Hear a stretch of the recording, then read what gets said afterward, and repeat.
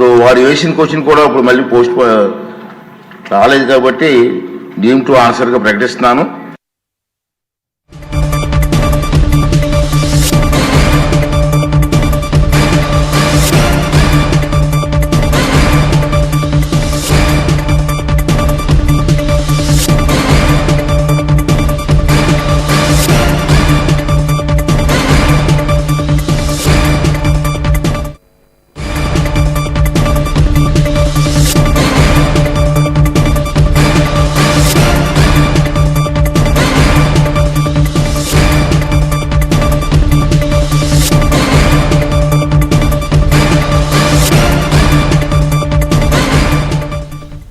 Right, betting apps కేసులో కీలక పరిణామం అని చెప్పాలి. అగ్ర హీరోలపై మియాపూర్ పోలీసులు కేసు నమోదు చేశారు. హీరో రానా, విజయ్ దేవరకొండ, ప్రకాష్ రాజుపై కేసు నమోదు చేశారు. మరోవైపు హీరోయిన్స్ పై కూడా కేసు నమోదు చేశారు. మంచు లక్ష్మి, నిధి అగర్వాల్, ప్రణీతపై మియాపూర్ పోలీసులు కేసు నమోదు చేశారు.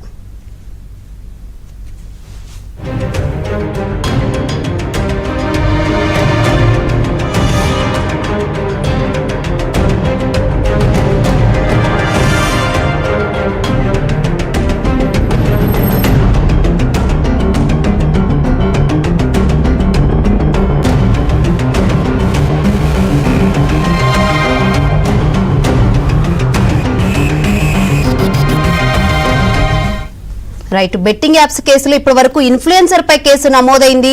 ఇప్పుడు కీలక పరిణామం చోటు చేసుకుంది. అగ్ర హీరోలపై, హీరోయిన్లపై మియాపూర్ పోలీసులు కేసు నమోదు చేశారు. హీరో రానా, విజయ్ దేవరకొండ, ప్రకాష్ రాజ్, మంచు లక్ష్మి, నిధి అగర్వాల్, ప్రణీతపై కేసు నమోదైంది.